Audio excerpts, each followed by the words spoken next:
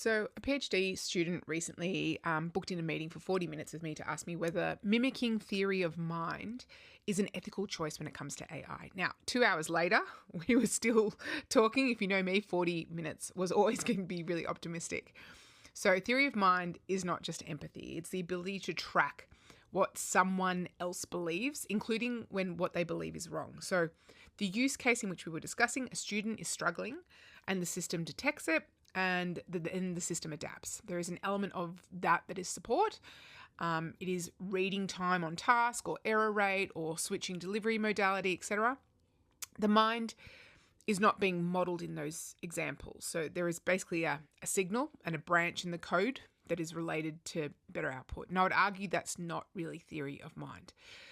And in conversations, we push further. And this is actually where I really love the challenge. What if the student is not struggling just with the content, but they are suffering? So should the system detect depression? And if it does, when is it authorized to change what content is shown? In the context of education, does it soften a reading list or does it route them away from any melancholy material? Because if a human educator assessed a student's mental state and then quietly altered their curriculum without training or consent, I'm pretty sure we'd have problems with that, because we'd be limiting the potential by restricting the outputs available to them. But if software does it, it's personalisation. And I want to be fair, because there is a version of this that works in my mind, and I just really struggle to understand how it could be helpful in the context of education. And to be clear, again, I'm not talking about customizing educational pathways for different modalities. So like in the examples of people with neurodivergence, I'm talking about the scanning of an emotional state and serving up materials to support somebody through it in an educational context. So there is one use case that I could think of where I've heard theory of mind being put in place ethically.